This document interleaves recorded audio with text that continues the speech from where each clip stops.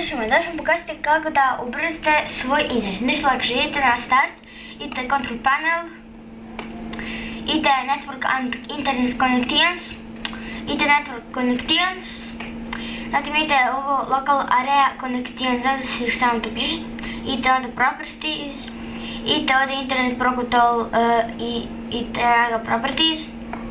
Znači kada uđete u ovo, idete samo ovdje u follow DNS server adres i napišite cifre 8,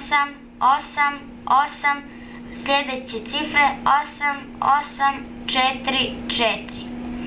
Znači, evo sam malo da, sada idete samo OK, opet OK.